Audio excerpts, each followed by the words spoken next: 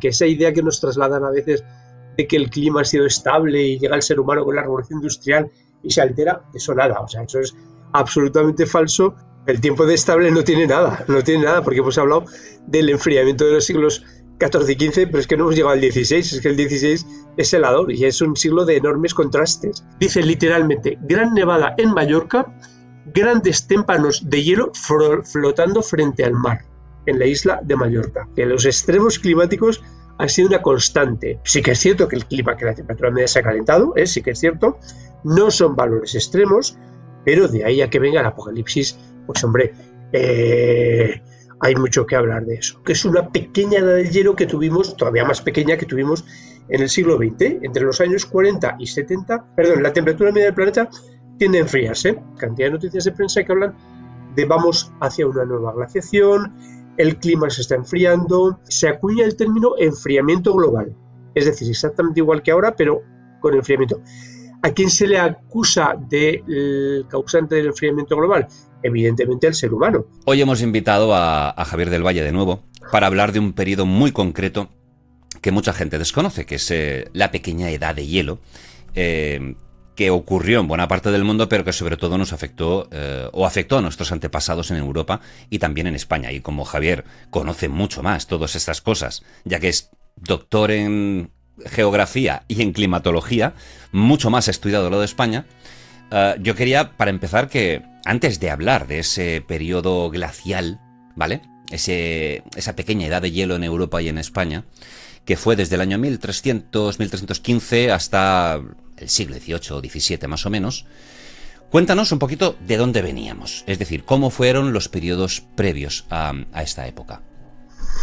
Pues Europa durante la Edad Media vivió un periodo de bonanza térmica. La época medieval, en contra de lo que a veces se piensa, de que en la Edad Media los pobrecitos pasaban mucho frío y eso, pues no, la Edad Media era un periodo térmicamente bastante estable. A partir del año 1000 aproximadamente, Europa tiene un periodo de esplendor económico, cultural, que en buena medida, no exclusivamente, pero en buena medida se relaciona con un periodo de bonanza térmica.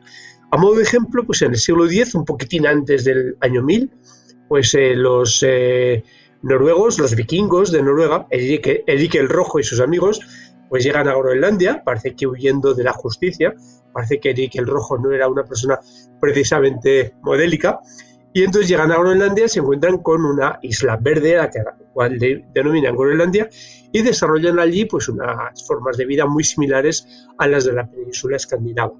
¿Qué significa esto? Pues que el clima de Groenlandia no era ni mucho menos tan frío, tan duro como el que hay ahora. Ellos comercian con Noruega, se establecen en Groenlandia de forma fija, tienen unas relaciones comerciales muy fluidas con Noruega, y eso nos indica unas condiciones climáticas muy diferentes a las actuales.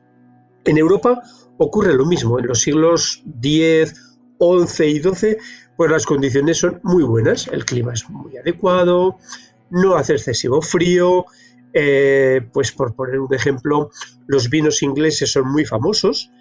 Inglaterra exporta vinos, ¿qué quiere decir? Pues que en Inglaterra en ese periodo el clima era próximo al clima mediterráneo, más cálido que el actual, más seco que el actual, con veranos más largos que permitían la maduración de las uvas, y pues Europa vivía más o menos feliz. ¿Qué pasaba en la península ibérica? Pues prácticamente lo mismo. La península ibérica tenía unas condiciones en general cálidas y húmedas, cálidas y lluviosas. Llovía mucho, las lluvias eran bastante regulares, especialmente en la vertiente atlántica, sobre todo Castilla, Extremadura, Galicia, pues el paisaje, según las crónicas, era un paisaje verde, era un paisaje de campiña, era un paisaje en el que los ganados, sobre todo la ganadería ovina, pastaba con muy buenas condiciones, y eso pues era un poco el panorama que teníamos en buena parte de Europa durante la Edad Media, aproximadamente hasta el siglo XIV. Y lo que comentas precisamente de los vinos ingleses, tengo entendido que los viticultores franceses se enfadaron porque les llegaba vino de Inglaterra y estaban compitiendo con ellos, o sea, hasta estos puntos. Y... Sí, es que... Cuenta. No, es que eso de la competencia en Europa no es algo nuevo, ¿eh? Eso ya... Lo de la competencia por la por la hegemonía en Europa es una constante de la historia europea, tanto competencia política como económica. No, encima, entre Francia, Inglaterra y si ya metes a España, pues ya ni te cuento. Pero otra de las cosas importantes que ocurrió en este óptimo medieval fue la eclosión de la construcción de grandes catedrales. Efectivamente, me lo has quitado de la boca. Una sociedad que vive en la escasez, en sobrevivir, no se permite construir las catedrales, las grandes catedrales del siglo XIII. La catedral de Chartres, la catedral de Colonia, las catedrales de Burgos, León, aquí en España. Eso es imposible en una sociedad que vive justa para sobrevivir. Se desarrolla el Camino de Santiago como una gran vía cultural de intercambio, de ideas, de religión, de arte. Bueno, pues Europa vive un periodo de esplendor, más o menos entre el año 1000 y durante todos los siglos XI, XII y XIII.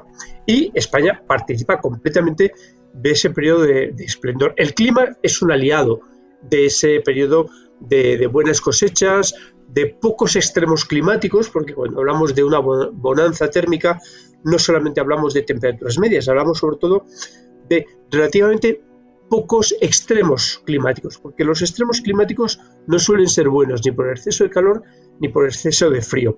Podemos deducir que la península ibérica en ese momento domina lo que se llama una circulación zonal, es decir, una entrada bastante frecuente de masas de aire del Atlántico que barren la península ibérica fundamentalmente de oeste a este y que dejan lluvias sobre todo en la vertiente atlántica. La vertiente mediterránea también vive un periodo en general bueno, pero no tanto como la vertiente atlántica, aparte que es el gran periodo del esplendor de la ganadería castellana y de la campiña castellana. Esto imagino que tiene que ver, hombre, el mar Mediterráneo pues es un mar que está prácticamente cerrado, ¿no? Pero claro, todo lo que es el Atlántico y todo el movimiento de tanto a nivel atmosférico como de los océanos, las circulaciones oceánicas, son las que provocan, es lo que tenemos, por ejemplo, en el Golfo de México, ¿no? Que ahí se calienta mucho el agua, se provocan se potencian los huracanes, y claro, todos esos reductos, tanto de frío como de calor, es lo que llega realmente a la península ibérica.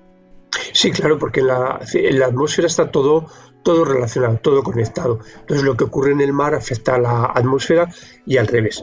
Entonces, en principio son unos siglos de bastante estabilidad.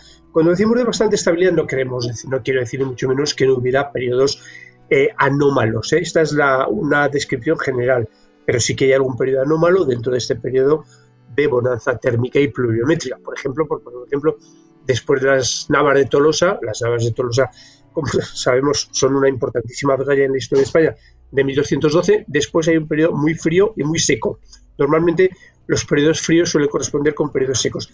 Hay unos cuantos años muy duros, pero es un periodo muy corto, porque en líneas generales, en todos estos siglos que estamos hablando, en el óptimo medieval, las condiciones climáticas son bastante buenas.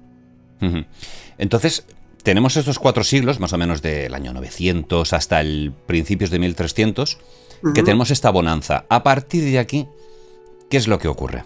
Tenemos... Pues... Cuenta. Las cosas empiezan a cambiar, pero empiezan a cambiar en el norte de Europa. Empiezan a cambiar en el extremo norte de Europa. Por ejemplo, en el siglo XIV, pues empieza a notarse un frío bastante intenso en el norte de Europa. Todavía no llega a la zona del Reino Unido e Inglaterra, pero sí que en la península escandinava, Islandia, Groenlandia, empiezan a tener un poquito más de fresco de lo que tenían los siglos anteriores. A España no llega, y a buena parte de Europa todavía no llega. Pero sí que el clima en el siglo XIV empieza a dar síntomas de inestabilidad, es decir, no es tan bonancible, empiezan a haber periodos de sequía más intensa o de lluvias más intensas, y entonces ya esa estabilidad de los siglos anteriores empieza a romperse, ¿de acuerdo? Sobre todo en Europa, en España todavía no. Pero claro, cuando empieza a haber estos fenómenos extremos, pues hay algunos años de malas cosechas. Los años de malas cosechas, por ejemplo, pues lógicamente afectan al hambre de la gente.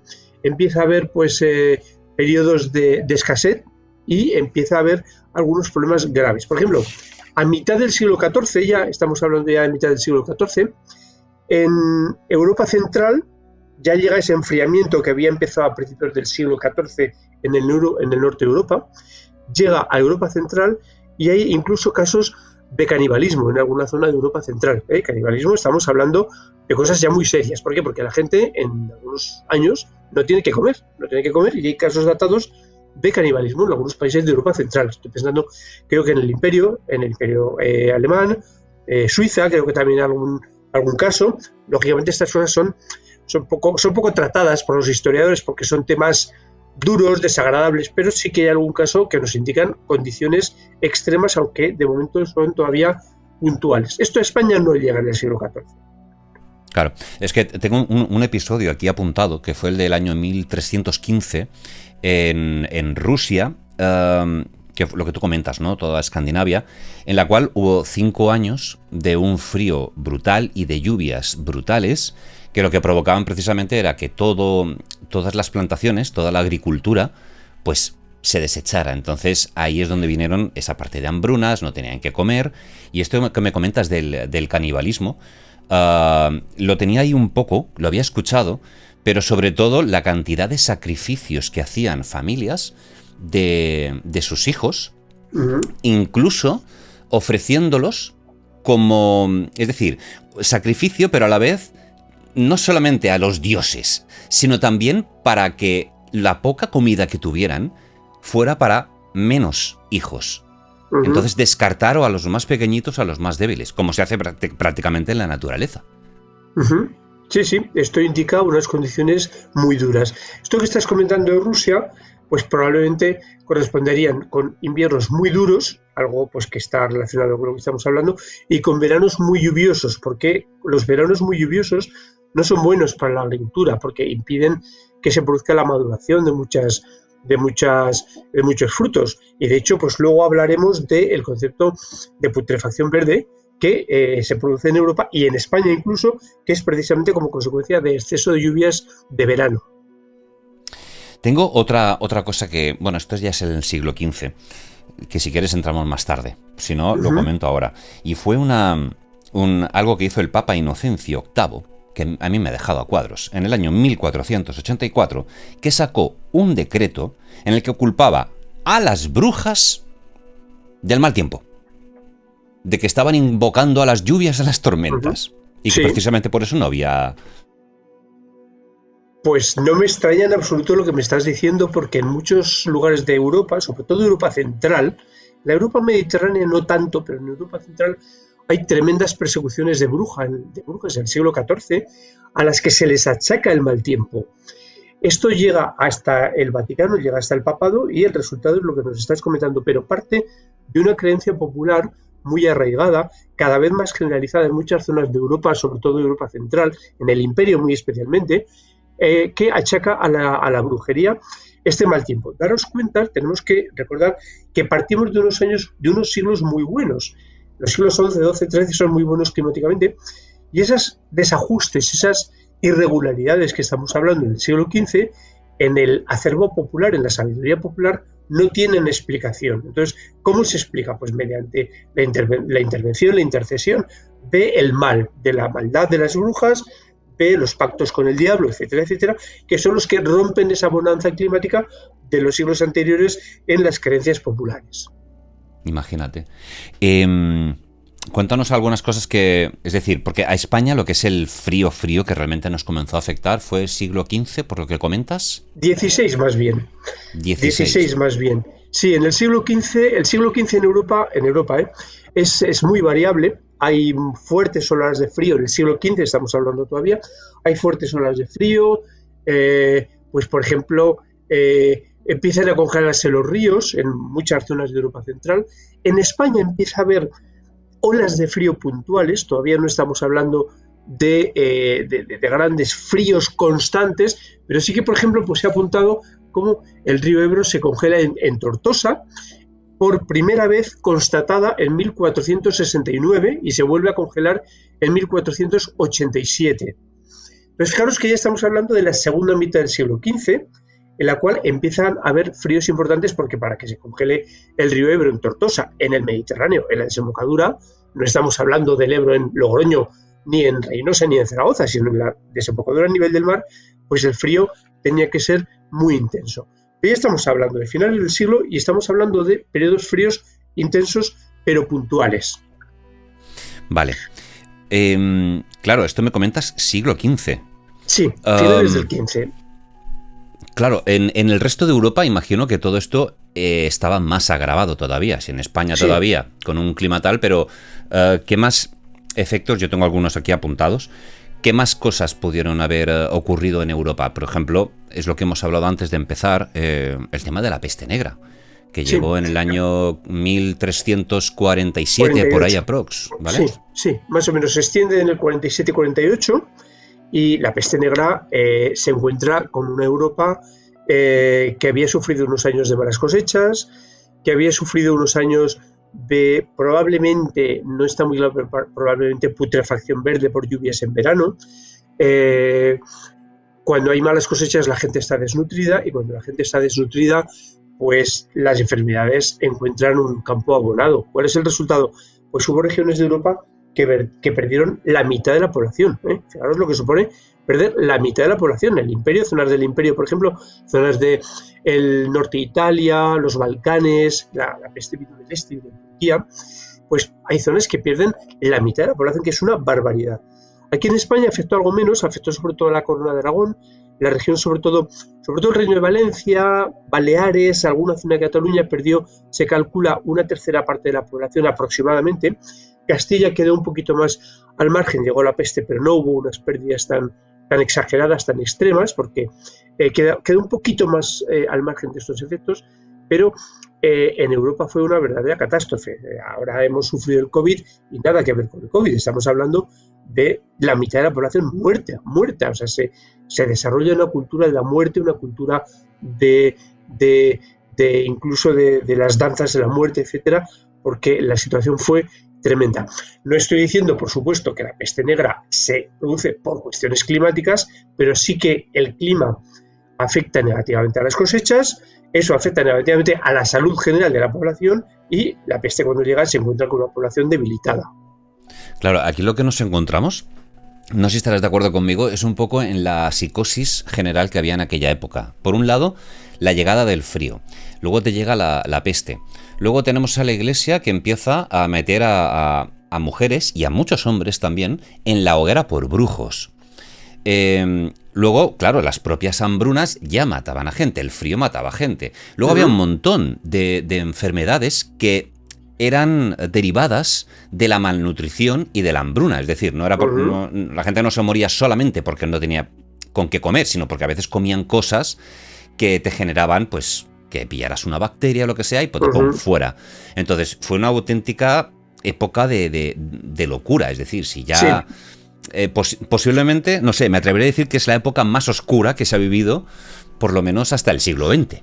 Sí, yo creo que sí. El siglo XIV en Europa es un siglo terrible, es un siglo muy duro, es un siglo, lo has descrito perfectamente. Se desarrolla un poco pues esa cultura de la muerte y del mal que habíamos comentado antes, y es un siglo muy duro. Es un siglo muy duro, especialmente en Europa Central, porque en Europa Central es donde se producen estas cazas más masivas de brujas a los que se achacan en buena medida todos estos desajustes de los que estamos hablando.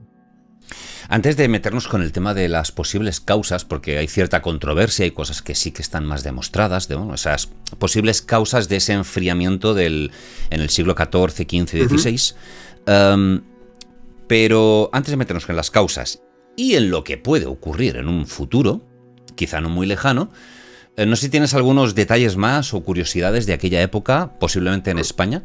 Pues por ejemplo podemos comentar que según las crónicas, en la campaña en los sitios de Granada, recordamos que Granada se reconquista en 1492, pues en los sitios de Granada hay crónicas que hablan de que llovía tanto que había muchas veces que el campo de batalla y el sitio, las zonas que rodeaban a la ciudad de Andalucía, era un verdadero barrizal. ¿Por qué? Porque el siglo XV en España fue muy lluvioso, fue uno de los siglos más lluviosos de la historia. probablemente el más lluvioso en conjunto, lo cual no quiere decir que no estuviera exento de algunos periodos secos puntuales, pero en conjunto fue un siglo enormemente lluvioso y con muchas inundaciones además. El tema de las inundaciones es otra historia. Ya comentamos en el otro programa cómo el historial de inundaciones en nuestro país da para escribir una enciclopedia. Bueno, pues el siglo XV es un siglo en el que las inundaciones son bastante abundantes. Y eso es una cosa que la gente quizás pueda tener una percepción diferente. Es decir, el hecho de que llueva mucho no tiene por qué ayudar a la agricultura. Es decir, una lluvia persistente en un campo de trigo pues te puede arruinar la cosecha precisamente porque por el propio peso de la espiga pues acaba en esto y se pudre. Entonces, y el hecho de que haga calor no significa que sea todo catastrófico. Es decir, tiene que haber ese punto de equilibrio que nos da el clima tan bueno que tenemos en los últimos siglos, por decirlo de alguna forma, los últimos 2000, bueno, en los últimos 10.000 años, ¿no? Que ha ido mejorando desde la última glaciación y que es un clima inestable que te puedes encontrar con momentos de mucho calor, de mucho frío, pero no tiene por qué la lluvia ser buena siempre ni el calor ser malo o bueno siempre.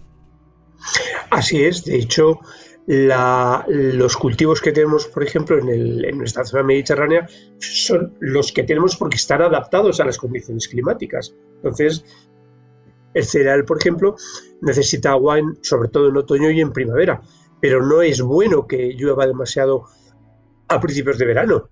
Estoy pensando, por ejemplo, hay un refrán, creo que es castellano, pero aquí en Aragón también se dice, que dice que agua por San Juan es el 24 de junio, agua por San Juan quita vino y no da pan. Es decir, que no es buena ni para una cosa ni para la otra.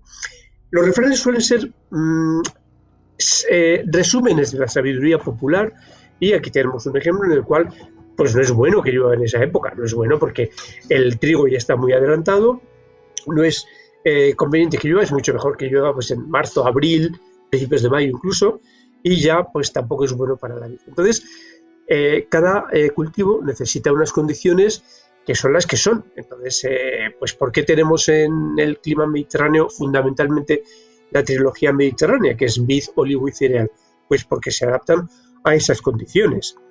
Entonces, ¿por qué en el norte se da bien el maíz? Porque se adapta a esas condiciones. Entonces, lo bueno es que se mantengan las condiciones para que los cultivos ya asentados tengan un desarrollo óptimo. Te cuento una pequeña anécdota, porque yo he trabajado aquí, yo siendo de Mallorca, he tenido contacto con gente del mundo de la viticultura. Sí. Y yo recuerdo que creo que es la segunda quincena de septiembre es cuando se hace la recogida de la uva, ¿no? Lo que se llama en Mallorca esbarmar, ¿no? La recogida. Y recuerdo hablando con ellos que yo les preguntaba en alguna cosa, en un año de estos que el verano ha sido cálido, que no ha caído ni una gota de lluvia, y yo les digo, estas cosechas tienen que salir malas. Y me dicen, todo lo contrario. Las uvas que sobreviven a este periodo, a este verano más cálido, son más buenas. Entonces la cosecha quizás es un poco menor, pero la calidad es muchísimo mayor. Es mejor, efectivamente, porque a veces el exceso de lluvia no es bueno. Aquí en Aragón, por ejemplo, ocurre algo parecido con la cereza. La cereza de secano es de mucha mejor calidad que la cereza de regadío, porque es más pequeña, pero es mucho más sabrosa. ¿Por qué? Pues porque a la cereza de regadío, cuando no llueve, se le aporta agua de forma artificial. El resultado son cerezas con muy buena presencia, pero menos dulces, y las de secano son menos presencia, pero mucho más dulces. Bueno, pues ocurre un poco lo mismo que lo que has comentado con la vid en Mallorca. ¿Tienes alguna otra, antes de meternos ya con posibles causas, más cositas que nos puedas contar de esa época? Sí, nos hemos olvidado de los vikingos. Vamos a recordar a los vikingos. Recordad que los vikingos vivían felices allí desde el siglo X hasta que llega el siglo XIV. Llega el siglo XIV, el clima en la Europa del Norte se vuelve cada vez más duro, los temporales en el Atlántico Norte son cada vez más intensos, la navegación y por tanto la comunicación entre Groenlandia, Islandia, que hacía de puente, y Noruega es cada vez más difícil. Los vikingos empiezan a pasarlo mal y a mitad del siglo XIV, en torno a 1460, 60, los vikingos de Groenlandia desaparecen. Las crónicas desaparecen. No hay población vikinga. Los vikingos mueren a mediados del siglo XV, literalmente de hambre y de frío. Ahí tenemos las consecuencias de un verdadero cambio climático, pero de un cambio climático de los de verdad, intensísimo. Porque en el siglo XV, como os he explicado hace poco, las condiciones climáticas van haciéndose cada vez más difíciles, van avanzando de norte a sur. Exacto. De hecho, uno de los motivos de que acabaran desapareciendo de Groenlandia era porque consideraban que los inuit eran seres inferiores, es decir, los esquimales, ¿no? Para que nos entiendan. Los oriundos de Groenlandia, ya desde aquella época, los veían como seres bajitos, así extraños, y aquellos, los vikingos, que eran hombres y mujeres espléndidos y maravillosos, dijeron, con esto no nos juntamos. Y de hecho, por eso se extinguieron en esa parte del mundo, si no me equivoco. Efectivamente. No nos juntamos y además no les copiamos porque consideramos que su civilización es inferior, a pesar de que su civilización se adaptó a los cambios climáticos y hoy sigue habiendo inuits en Groenlandia y los vikingos desaparecieron en el siglo XV, a mediados del siglo XV. Es decir, un ejemplo de adaptación y de no adaptación. Y de estupidez, posiblemente, también. Pues probablemente, porque esos hombretones de Noruega pues no supieron adaptarse a esos cambios climáticos y a las condiciones tan frías que iban a peor, además. Sí. Una cosa, y saliéndonos brevemente, porque ellos incluso llegaron a Norteamérica, si no me equivoco. Sí. Lo que pasa es que no se establecieron allí, se quedaron en Groenlandia. Parece que no llegaron a Groenlandia. De hecho, desde el punto de vista geográfico, Groenlandia se considera parte de Norteamérica, aunque políticamente pertenezca a Europa, desde el punto de vista geográfico se considera a Norteamérica, se considera parte de Norteamérica, pero sí que es cierto que parece ser que llegaron a la zona de Terranova. Exactamente. Pues, ¿qué te parece si nos metemos a ver un poquito las posibles causas de este enfriamiento en el siglo XIV? Porque, como hemos hablado previamente, yo te he dicho unas cuantas, pero quiero escucharte a ti. Porque hay algunas que están más demostradas y otras son más... La verdad es que son todo un poco especulaciones, pero lo que está claro es que en el Atlántico Norte, en el siglo XIV y XV, las condiciones empeoran muchísimo y ahí podríamos encontrar pues una cierta relación con un posible cambio de la circulación de la corriente del Golfo. Quizá la corriente del Golfo se pudiera debilitar. La corriente del Golfo está conectada con toda la circulación marina, la circulación termolina, submarina, con el resto de las corrientes, porque todo es un gran sistema de circulaciones marítimas. Entonces, pues quizá podríamos pensar en una posible disminución intensidad de la corriente del Golfo. La corriente del Golfo, como todo en la naturaleza, no es estable, tiene unos periodos de mayor intensidad, de menor intensidad, y lógicamente si llega menos agua caliente desde el Caribe hasta el Atlántico Norte, eso sin duda influye en el clima de ambas vertientes, la vertiente groenlandesa o norteamericana y la europea. Podría ser una cuestión. Otra, pues tú has apuntado también el tema de las erupciones volcánicas. Las erupciones volcánicas, los volcanes influyen mucho en el clima. Yo no he buscado si en el siglo XIV-XV hay importantes erupciones, no sé si tú tienes algunos datos, pero probablemente si las hubo, pues podrían influir en un cierto enfriamiento, ¿no? En una cierta pérdida de radiación solar. Y luego, muy importante, aunque no hemos llegado todavía, pues probablemente hubiera una disminución de la actividad solar que se detecta sobre todo en el siglo XVII. Aún no hemos llegado al siglo XVII, pero podría ser que empezara en el siglo XIV-XV, pero digo, es una especulación, porque las observaciones del Sol todavía no se producen y por lo tanto no tenemos datos de cómo funcionaba el Sol. Pero claro, viendo un poquito cómo se ha ido produciendo pues tanto todo lo que es el sistema climático a nivel mundial, cómo ha afectado desde que tenemos registros, pues tanto la actividad solar como la circulación termoalina, que bueno, parece estable, sí que podemos hacer una pequeña, o se podría intentar hacer una pequeña radiografía y sacar hipótesis de lo que pudo haber provocado aquello.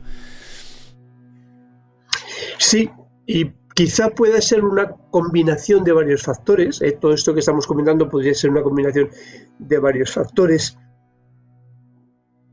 pero no sabemos cuál es el que pesa más de todos ellos. Claro, es que la información que tenemos del clima de esos siglos es una información indirecta. No hay ni termómetros, no hay ni observaciones del Sol, no hay ni pluviómetros, entonces es una observación indirecta. No tenemos, por supuesto, mapas de situación atmosférica, entonces pues probablemente sea una combinación de todos estos factores que combinados hagan que lo que estamos comentando, un progresivo enfriamiento del clima durante los siglos XIV y XV, que se intensifica posteriormente. Tiene pinta de que fueron varios factores, porque, por ejemplo, creo que fue en el 91-92, fue la erupción del Monte Pinatubo en Filipinas, Uh-huh. que si no me equivoco tuvo un índice de explosividad volcánica de 4, si no estoy equivocado. Se pudo documentar que durante los siguientes 12-24 meses la temperatura global tuvo una disminución de un grado, medio grado aprox. Sí, Claro, si nos vamos, por ejemplo, al año, aunque no estamos en estas fechas, ¿no? Pero como símil, el Tambora, año 1815, al año siguiente provoca el año sin verano. Eso es. En el cual arruina prácticamente cultivos en toda Europa. Y hablamos de una erupción que, si no me equivoco, está sobre el 6 o 7, el máximo sería un 8. Pero es decir, una erupción importante. Claro, si juntamos varios factores, un poquito de sol que baja la actividad, esto, un volcán, el propio sistema que tiene que autorregularse y que muchas veces pues puede entrar, si no me equivoco, un poquito en cadena, ¿no? Es decir, la situación va empeorándose, empieza a entrar frío, aunque haya periodos, como tú bien comentabas antes, ¿no? De zigzag, de subir y bajar, pero siempre va tendiendo hacia abajo, ¿no? Al igual que esa es la tendencia, sí. Exacto, al igual que en el momento actual, en los últimos, si no me equivoco, por los ciclos solares, la actividad en los últimos años, en los últimos 30-33 años, la actividad solar ha ido decreciendo. Y nos hemos encontrado desde el año 2000, si no me equivoco, con una estabilización más o menos de las temperaturas. Si no estoy equivocado. Pero las temperaturas sí, se han estabilizado hasta que llega el 2022. En el 2022 pegan un subidón relativamente importante, que los que hablan de la versión oficial del cambio climático dicen que demuestra su versión, pero eso, a mi modo de ver, no es así. ¿Por qué? Porque en enero del año 2022 se produce la gran erupción submarina del volcán de la Tonga.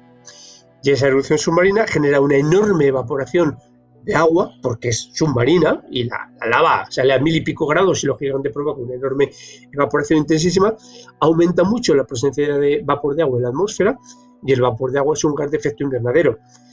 Entonces, en buena medida, ese calentamiento de los años 2022, que fue aquel verano tan largo y tan caluroso en España y en otras zonas del mundo, el 2023, que es cálido pero no tanto, y el 2024, que ha sido cálido pero tampoco tanto, pues en buena medida, a nuestro juicio, se puede deber en parte también a esa erupción del volcán submarino de la Tonga y la aportación de gas de efecto invernadero, como es el vapor de agua.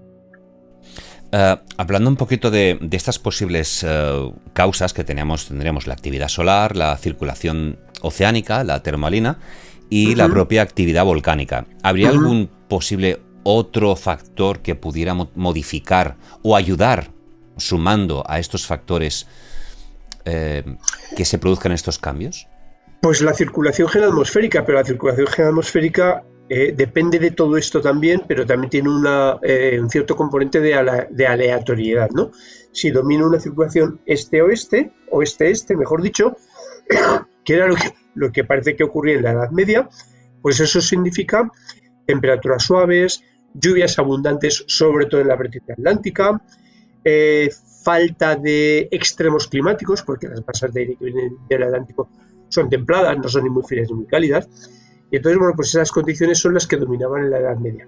En el siglo XIV y XV, el enfriamiento, pues ¿qué significa? Pues que quizá esta circulación tan zonal, tan oeste-este, empieza a romperse, empieza a haber más entradas de aire del norte, más entradas de aire del nordeste, que provoca olas de frío en España, sobre todo en la parte mediterránea y en Castilla. Entonces, pues pueden ser también cambios en la circulación general dominante. Pero, insisto, la circulación general dominante también es consecuencia de otros factores, aunque con un puntito de aleatoriedad que todavía desconocemos sus causas. No sé si recuerdas, no sé si fue el año 2001, que sacaron una película que se llamaba El día de mañana. Que la dirigió un señor que se llama Roland Emmerich, que parece que está emperrado en destruir a la humanidad, La última película fue de que la luna se caía a la Tierra y estas cosas. Bueno, ya este hombre, la del 2012 lo mismo con los terremotos, pero en esa película, en la del día de mañana, que a mí me pareció súper interesante, estábamos todos los que, yo con 20 y pocos años ya decía, qué guay estas cosas, y esto puede ocurrir. Y luego te pones a investigar un poco y cualquier científico que se precie te dice, vale, la circulación termalina tiene, esta circulación oceánica que tú comentas, Sí. tiene...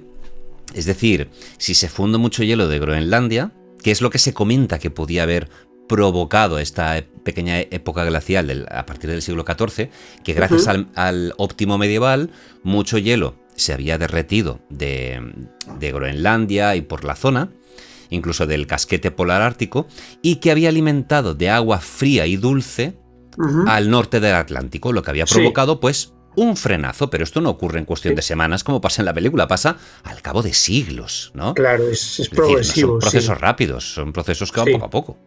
Sí, ese proceso, sí, esa es una teoría que está ahí, y esa posible llegada de agua dulce y fría al Atlántico Norte, lo que disminuiría sería la temperatura en Europa Occidental, porque claro, dificultaría la llegada de la corriente del Golfo, que es el gran calentador del clima de Europa Occidental, y si la corriente del Golfo llega más débil o se queda un poquito más al sur, automáticamente el clima de Europa del Norte, del Atlántico Norte y de la zona intermedia de Europa se enfría. Sería consecuencia de un calentamiento, es decir, un calentamiento nos aportaría agua fría al Atlántico, frenazo de la corriente del Golfo, progresivo, lógicamente, no de golpe, como tú has dicho, y redundaría en un enfriamiento. Sí, esa es una teoría que está ahí, que bueno, pues puede tener su cierto fundamento. En cualquier caso, cualquier cuestión que provocara una disminución o una ralentización de la corriente del Golfo, eso tendría unas consecuencias directas e inmediatas sobre el clima de Europa, porque es nuestro gran calefactor. Y aparte lo que tú has comentado antes, es decir, es que tenemos un clima que es completamente cíclico. Es decir, mucho frío te puede provocar una época más cálida, luego una época cálida te puede provocar, claro, juntando muchísimos factores, pero que claro, no es una cuestión de, no, el tiempo es súper estable y todo tiene que ser todo magnífico. Bueno, el tiempo de estable no tiene nada, porque hemos hablado del enfriamiento de los siglos XIV y XV, pero es que no hemos llegado al XVI, es que el XVI es helador y es un siglo de enormes contrastes. O sea que esa idea que nos trasladan a veces de que el clima ha sido estable y llega el ser humano con la revolución industrial y se altera, eso nada, o sea, eso es absolutamente falso, y cualquier estudio de climatología histórica te demuestra que esto es falso, que los extremos climáticos han sido una constante y que extremos de todo tipo, hay anécdotas de todo tipo. Entonces, pero además en todo el planeta, no solamente en Europa. Lo que pasa es que en Europa tenemos más información, porque hay más crónicas escritas, pero también tenemos información de otros lugares del mundo en los cuales hay pues alteraciones o extremos climáticos muy importantes. Mira, antes de irnos posiblemente a consecuencias o lo que puede ocurrir en un futuro, te voy a hacer un pequeño inciso, porque es una cosa que me hace mucha gracia. Todas estas personas que normalmente te hablan de lo que hablamos casi siempre, ¿no? El tema del clima y todo esto, y normalmente cuando te hablan, te dan opiniones, no son personas formadas. Pero sí que es verdad, como bien sabes, hay gente que está muy formada y que sigue el relato oficial. Y una vez me encontré con uno de ellos, y yo ya había pasado por mi periodo friki de informarme mucho y de leer mucho sobre el tema, y yo le hice una pregunta muy clara. Le dije, ¿cuál crees que debería ser la temperatura media global ideal? Dímela. ¿Qué tendría que ser? ¿15, 14, 13? ¿Cuál sería la media ideal? Y incluso voy más allá. Hablando del CO2. ¿Cuál es la cantidad de CO2 en partes por millón que debe existir? ¿Cuál es la ideal? Y es que no te lo saben decir. Te dicen que esto está disparado, nos vamos al infierno, que viene el apocalipsis climático, ¿no? Pero son incapaces de darte datos de cuál sería lo óptimo. Siempre te hablan del dramatismo, no de... Sí. Porque es que, claro, cambia tanto que es imposible dar un dato, un porcentaje. Sí, es así. Es que, a ver, la temperatura media del globo ahora mismo está en torno a 13 grados y pico, más o menos, creo que es en 13 y pico la temperatura media global, pero gracias a los gases de efecto invernadero, que son los que nos permiten que tengamos una temperatura habitable, porque si no fuera por el efecto invernadero, la temperatura media del planeta estaría en torno a 18 grados bajo cero, la media. O sea que gracias a los gases de efecto invernadero, aquí estamos como estamos y estamos bastante bien, con sus diferencias climáticas entre unas zonas y otras, lógicamente. Pero cuando uno estudia la evolución climática histórica, se da cuenta de que lo bueno han sido los periodos cálidos para la humanidad, y los periodos fríos han sido mucho más duros, mucho más de retroceso, mucho más de crisis, de lucha por los recursos incluso. Entonces, no sé por qué se nos tiene que hacer ese paralelismo entre catástrofe porque el clima se calienta, porque la temperatura media se calienta y hay que enfriarlo. No, pues habrá que tener un análisis, yo creo que un poquito más riguroso, porque sí que es cierto que el clima, que la temperatura media se ha calentado, sí que es cierto, no son valores extremos, pero de ahí a que venga el apocalipsis, pues hombre, hay mucho que hablar de eso. Hombre, recordarás la época entre la década de los 40 y 70, que hubo este periodo de enfriamiento. Sí. La gente, no te digo que entraba en pánico, pero se escribían libros en los cuales se hablaba de que llegaba una era glacial en los años 60, 70, y la gente decía, Dios, que viene el frío. Luego remontó, pero es que decir, la gente no tiene ni idea de realmente lo que nos puede esperar a la humanidad si realmente llega el frío. Sí, a ver, de hecho has tocado un tema muy interesante que en principio no tiene nada que ver con la pequeña edad del hielo, pero que es una pequeña edad del hielo que tuvimos, todavía más pequeña, que tuvimos en el siglo XX, entre los años 40 y 70. Perdón, la temperatura media del planeta tiende a enfriarse y una pequeña disminución. Hay cantidad de noticias de prensa, yo las tengo muchas de ellas guardadas y archivadas, cantidad de noticias de prensa que hablan de vamos hacia una nueva glaciación, el clima se está enfriando, el clima se va a poner imposible por el enfriamiento, y de hecho hay algún vídeo en internet, que espero que no lo hayan quitado, yo tengo el enlace, que habla precisamente del enfriamiento, pero además con un tinte catastrofista, absolutamente catastrofista, como que vamos hacia el fin de la humanidad por la quinta glaciación. Son sobre todo noticias que vienen de medios anglosajones, especialmente periódicos, las que yo tengo almacenadas, periódicos ingleses, americanos y canadienses. Se acuña el término enfriamiento global, es decir, exactamente igual que ahora, pero con enfriamiento. ¿A quién se le acusa del causante del enfriamiento global?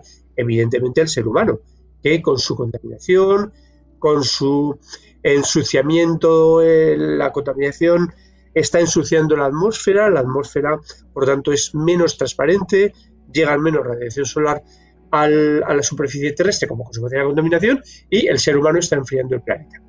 Llegan los años 80, la temperatura comienza a descender, la tendencia se invierte hacia el calentamiento. Bueno, pues cambiamos el término enfriamiento global por calentamiento global, pero el causante sigue siendo el ser humano. Entonces, claro, hombre, esto es poco creíble, es poco riguroso. Pero cuando uno conoce un poco la evolución del clima en la segunda mitad del siglo XX hasta ahora, ve que eso ha ocurrido.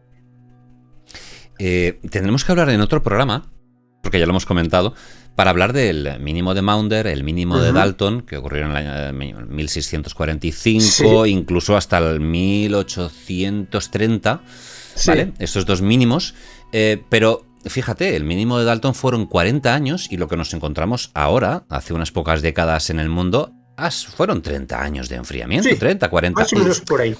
Claro, ya en el siglo XIX salíamos de una época de frío.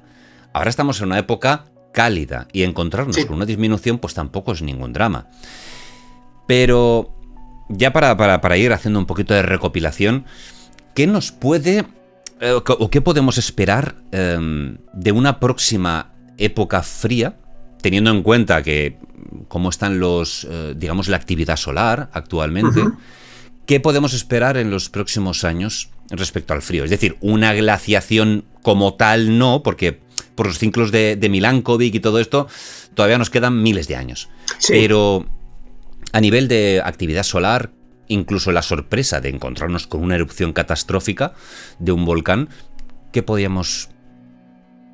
Sí, Bueno, primero tengo que decir que no hemos terminado de hablar de la pequeña edad del hielo. Nos queda todavía para otro programa, si a ti te parece bien. Todo lo que tú quieras. Porque no hemos hablado ni del siglo XVI ni del XVII. Y adelanto que la pequeña edad del hielo, cuando realmente es dura, pero dura de verdad, es del siglo XVII. Porque lo que hemos visto hasta ahora es el entremés. Nos falta el primer plato, que es el siglo XVI, y el plato fuerte, que es el XVII. Entonces eso puede dar para comentar otro programa cuando tú quieras. Actualmente, pues tú muy bien has comentado lo que ocurrió en ese periodo pequeño de enfriamiento, de cierto enfriamiento, de 1940 hasta el 70 y tantos, casi 80. Vamos a analizar brevemente cuál era el contexto histórico de ese momento.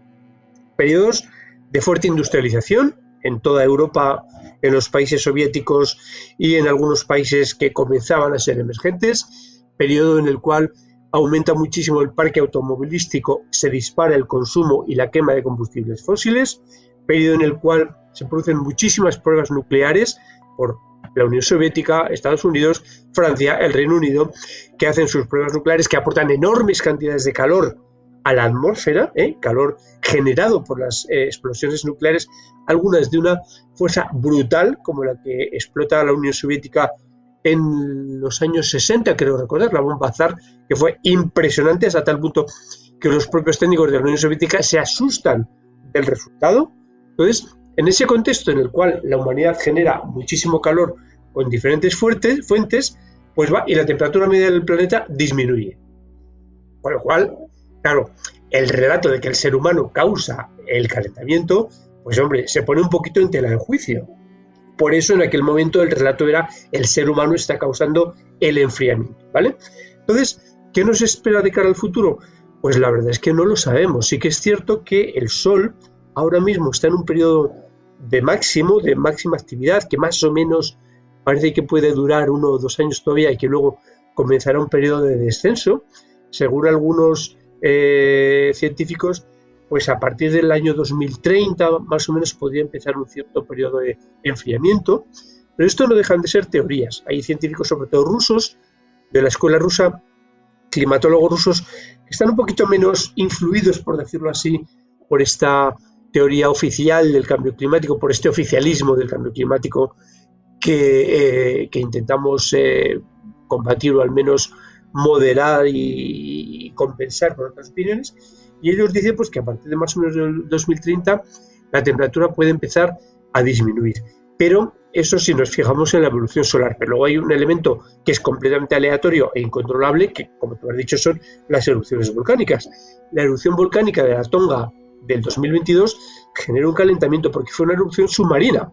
Entonces, una erupción submarina no genera cenizas en la atmósfera que provocan un oscurecimiento de la atmósfera, pero sí que genera gran cantidad de vapor de agua, que es un gas de efecto invernadero. Pero una serie de erupciones terrestres que emitan grandes cantidades de ceniza o de elementos sólidos, pues sí que pueden provocar un enfriamiento. Pero claro, eso es completamente imposible de predecir y no sabemos si va a ocurrir mañana, el mes que viene, dentro de 5 años, o no va a ocurrir. Y si va a ocurrir 1 o 5. Entonces eso, ahí hay un importante factor de aleatoriedad que se nos pierde, no controlamos. Luego, posibles cambios en las corrientes marinas. Bueno, pues parece que la corriente del Golfo se mantiene relativamente estable. Nombro la corriente del Golfo porque es la que nos afecta a Europa. El resto de las corrientes marinas, aunque están todas relacionadas, no nos afectan tan directamente. El calentamiento del Mediterráneo, bueno, pues el Mediterráneo lógicamente tiene un comportamiento climático muy especial, muy específico.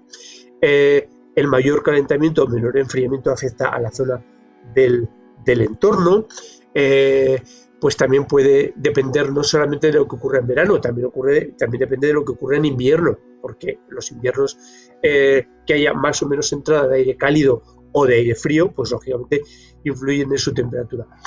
La circulación atmosférica que domine una circulación zonal con entrada de masa de aire del oeste, como está ocurriendo estos días en la península ibérica, que están generando pues importantes precipitaciones en la zona atlántica, o domina una circulación más meridiana, pues eso también es muy difícil de predecir. Resumen, pues que hay una enorme incertidumbre de lo que vamos a ver o a observar en los últimos años. Yo la verdad es que no me atrevo a predecir nada. Creo, en mi opinión, es un poquito casi intuición. Creo que esta tendencia al calentamiento que se produce sobre todo a partir del 2022 con la erupción del volcán de la Tonga, creo que se va a frenar. No me extrañaría que hubiera una pequeña disminución de la temperatura media en los próximos años, pero insisto, esto es casi más intuición que datos reales. Lo que ya ahora hablaremos del siglo XVI-XVII que se me había escapado a mí, pero lo que la gente parece no entender, porque se dejan influenciar mucho por los medios, es la capacidad que tiene ya no solo la atmósfera de equilibrarse y de reequilibrarse, sino el propio planeta, porque incluso lo que comentamos, una erupción volcánica ya no submarina como el de la Tonga, sino uno como el Laki de Islandia, que sacó a la atmósfera un montón de dióxido de azufre, que se convirtió en lluvia ácida, y aquello calentó muchísimo más. Entonces, algo que viene del propio centro de la Tierra, del interior, modifica la atmósfera, y la atmósfera se vuelve a reequilibrar. Y eso es lo que es imposible que podamos nosotros ya no achacar o señalar, esto es porque la culpa es nuestra o tal. No, el clima tiene sus propios circuitos, su propia forma de reequilibrarse, y es algo que nosotros no podemos hacer nada. Sí, hay muchísimos mecanismos de reequilibrio en la Tierra, muchísimos. De hecho, Lovelock, que es el científico que propuso la teoría Gaia, la teoría según la cual pues, la Tierra funciona como un gran ser vivo, pues él dice que no le preocupa mucho el cambio climático porque el planeta tiene sistemas de reequilibrio. Esos sistemas de reequilibrio, algunos los conocemos y otros no. Y incluso factores que influyen en el clima, pues hay algunos que no son bien conocidos. Estoy pensando, por ejemplo, pues en las tormentas solares, los rayos cósmicos que llegan a la Tierra, pues probablemente tengan algún tipo de influencia en el clima, porque pues pueden electrificar o cargar eléctricamente las capas altas de la atmósfera. Desconozco muy bien cómo funciona, pero probablemente tengan alguna forma de influir en el clima que todavía está en investigación.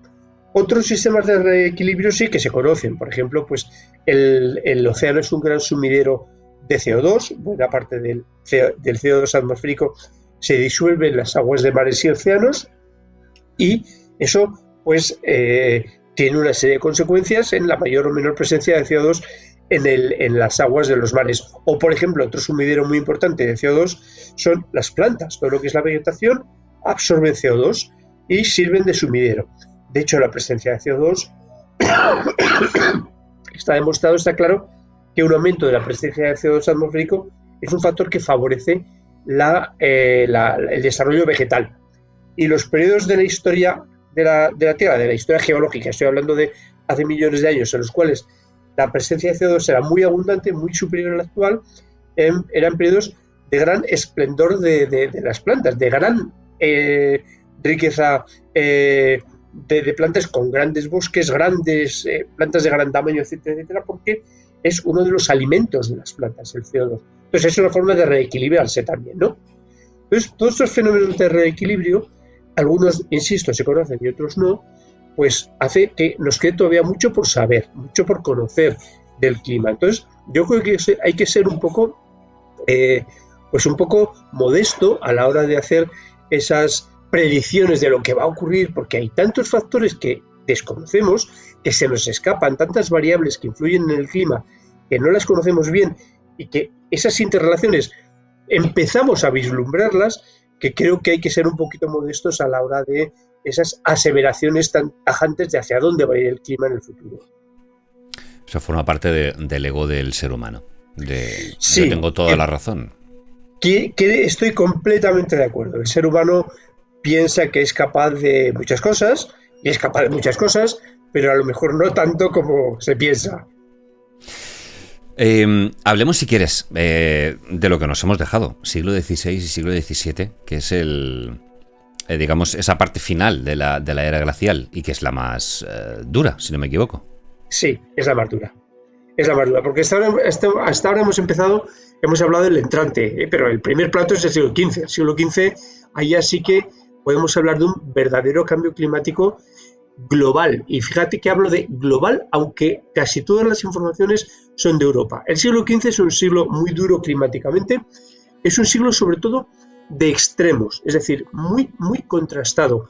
Hay periodos muy cálidos, periodos muy fríos, lluvias torrenciales y periodos de fuerte sequía en toda Europa. Pero es que en España ya sí que llega el cambio climático. Hemos dicho que hasta ahora pues España más o menos se mantenía un poquito al margen de Europa, que Europa lo pasaba mal, pero que nosotros aquí estamos todavía relativamente bien, relativamente cómodos. Ya el siglo XV nos da en toda la frente, el cambio climático nos da en toda la frente.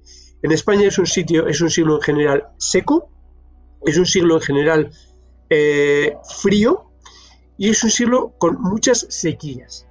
Entonces ese paisaje medieval, verde, sobre todo en la vertiente atlántica, en Castilla, en Extremadura, en los Montes de León, ese desarrollo de la ganadería, ese esplendor de la mesta de la Castilla medieval, incluso de Andalucía, empieza a entrar en crisis porque el paisaje, o mejor dicho, el clima se hace mucho más seco, las entradas de masas de aire del Atlántico son más esporádicas, la lluvia es menor, el paisaje es cada vez más verde, comienza a haber sequías prolongadas y comienza a haber periodos de escasez de la lluvia. Poco a poco el clima va dando síntomas de enfriamiento y de desecación que se traducen en el paisaje, especialmente en la vertiente atlántica.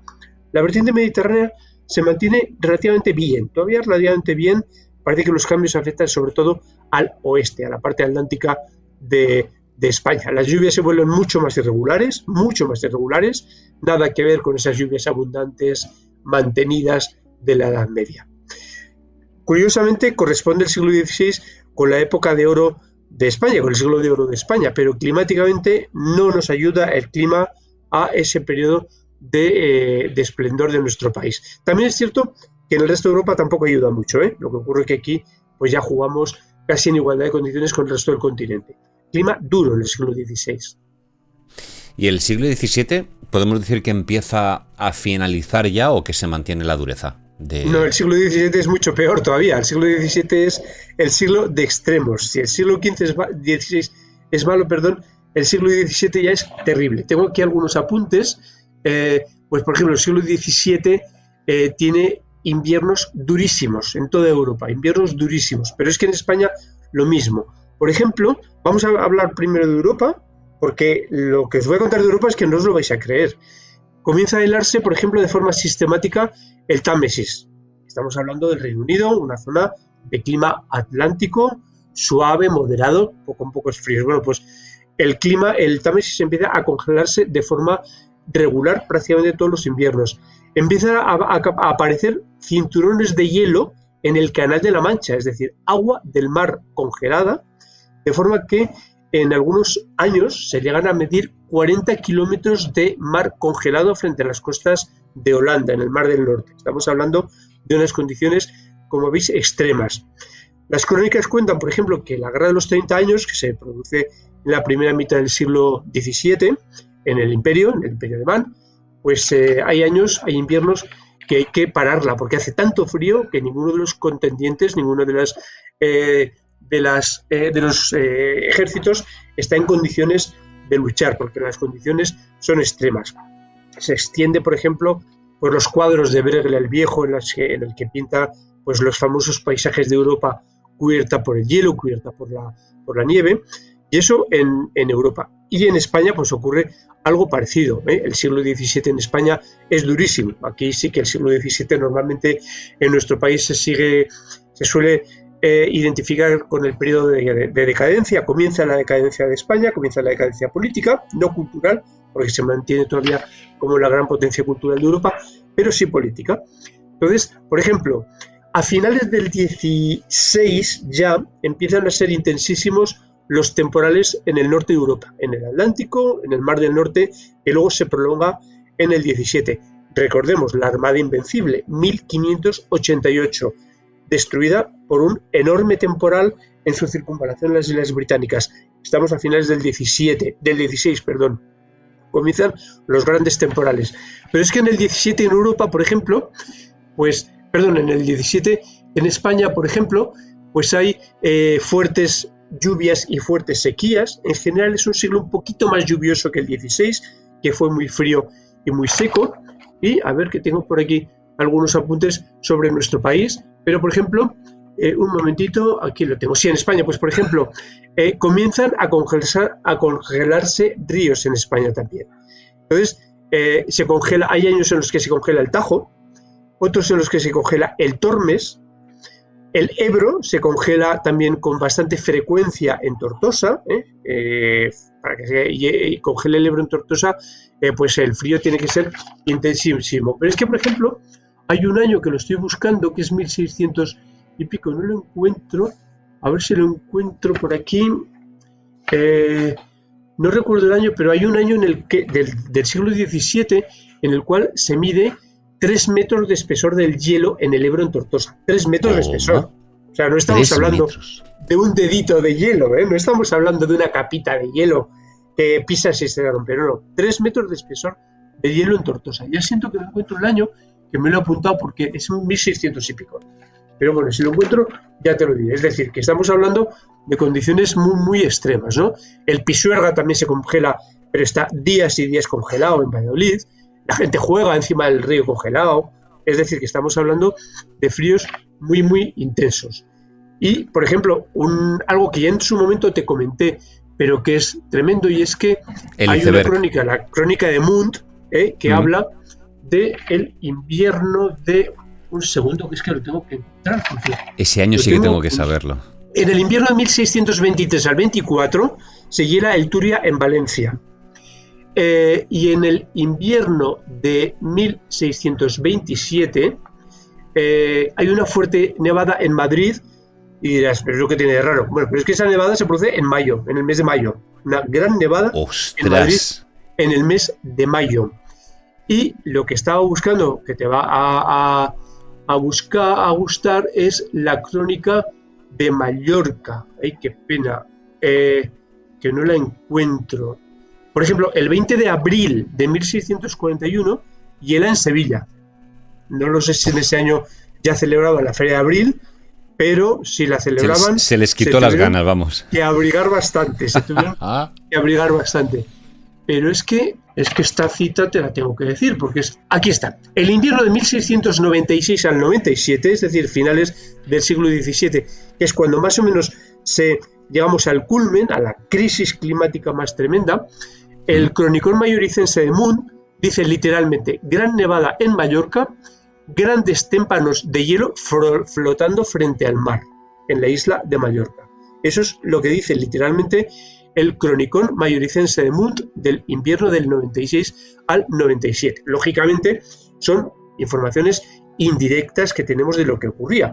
De ahí podemos deducir que el invierno en Mallorca debió ser durísimo, durísimo, Pero es que hay anécdotas increíbles de esos años, ¿no?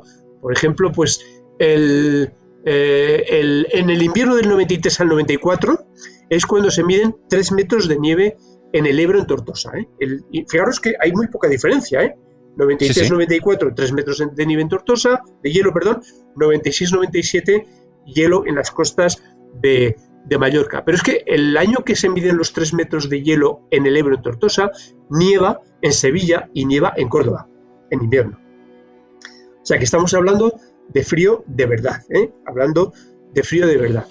Y ese es un poco pues el culmen. Por el contrario, también hay noticias de veranos muy cálidos, porque es perfectamente compatible tener inviernos muy fríos con veranos muy cálidos. ¿Y por qué es compatible?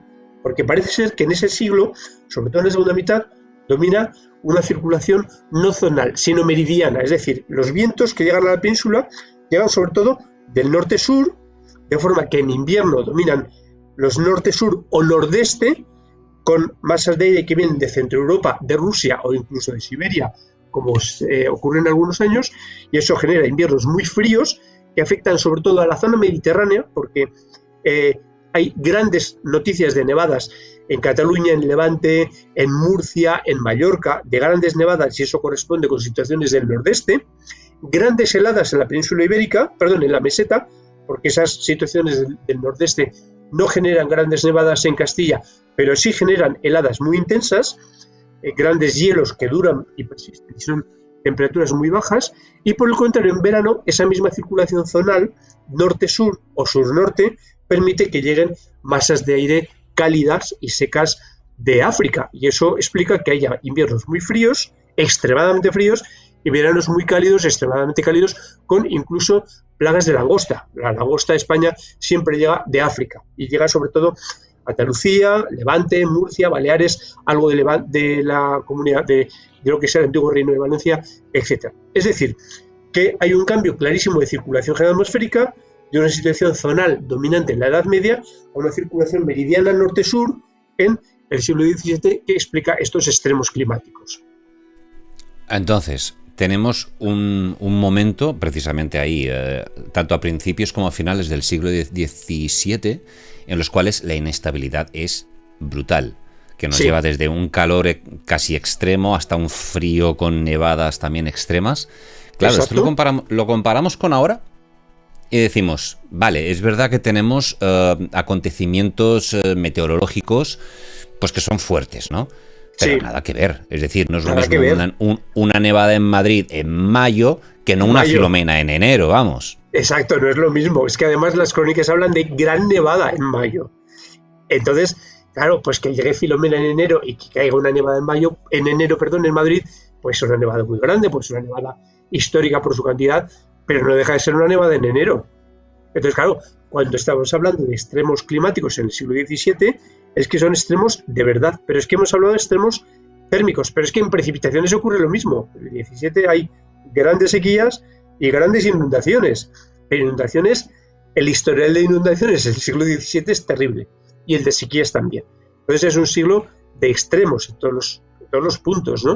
Si eso ocurriera ahora, vamos, sería una verdadera catástrofe, una hecatombe, porque estamos hablando de extremos, por ejemplo, en inundaciones, pues hay una inundación en 1618, creo recordar, que afecta aquí a Zaragoza, al Ebro, que se lleva buena parte del puente de piedra, se lleva los arcos centrales del puente de piedra. Se calcula que para que se pudiera llevar el río Ebro unos arcos de un puente que es muy sólido, el que conoce a Zaragoza verá que el puente de piedra es un puente muy, muy sólido y muy fuerte, pues se calcula que tuvieron que bajar quizá más de 4.000 metros cúbicos por segundo por el Ebro. O sea, estamos hablando de grandes inundaciones. Sí, más de 4.000 metros cúbicos por segundo. Las inundaciones que ha habido en este siglo XXI pues están en torno a 3.000. No han rozado los 3.000. La más grande ha rozado los 3.000 metros cúbicos por segundo. Estamos hablando de más de 4.000. Lógicamente no había estaciones de aforos. Esto es un cálculo, ¿no? Entonces, de hecho, hay un cuadro de la Escuela de Velázquez que es la vista de Zaragoza, en la cual se aprecia que faltan los dos arcos centrales del puente de piedra porque el pintor lo pintó después de la riada. Pero es que igual hay inundaciones tremendas, pues por ejemplo, en el Guadalquivir, en 1603, provoca una enorme inundación en Sevilla, la de 1618 de Zaragoza, ya hemos comentado, pero hay un historial enorme de inundaciones en Cataluña, en el Turia, en el Segura, en Málaga, que sufre grandes inundaciones en el 17, en Palma de Mallorca, por ejemplo, en 3 septiembres del siglo XVII, en Sóller, en Mallorca, en 1641, es decir, el historial de inundaciones es interminable y también de sequías. Normal. Mira, un detalle precisamente, lo que has comentado de que el Támesis se congeló en el siglo XVII. Sí, comienza a congelarse. Porque llegó hasta el siglo XIX, las heladas. Efectivamente. Y hay una cosa que no sé si sabías, que los ingleses, como son muy así, dijeron, pues vamos a echarle un poquito de guasa a esto, sí. E hicieron la Feria del Hielo. Efectivamente, no sé, las ferias del hielo. Creo que fue del año 1607 al año 1814, que fue la última. De 2 siglos de hacer, cuando se helaba el Támesis, a montar ahí una feria, ¿no? Y venga, sí. Y fiesta. Pues... efectivamente. Totalmente. Sí. Eso nos indica que el Támesis no se congelaba con un dedito, era un bloque de hielo. Y de hecho, a principios del siglo XIX... siguiendo un poco la guasa de los británicos, no recuerdo exactamente el año, pero a principios del siglo XIX las crónicas cuentan, y hay dibujos, que un elefante que trajeron los ingleses de la India, estamos hablando del periodo colonial, estaban muy orgullosos de su imperio colonial y la India era la joya de la corona, pues un elefante cruzó el Támesis congelado. No recuerdo el año. ¿Sobrevivió el elefante? Me imagino que sí, supongo que sí, que sobrevivió el bicho. Ostras, pues como te he dicho antes, te voy a emplazar para otro día charlar sobre el siglo XVIII. Muy bien, Posiblemente el también siglo finales XVIII ya del... es un poquito mejor, ¿eh? Lógicamente, y si me das 2 minutos antes de terminar, todo esto Por supuesto.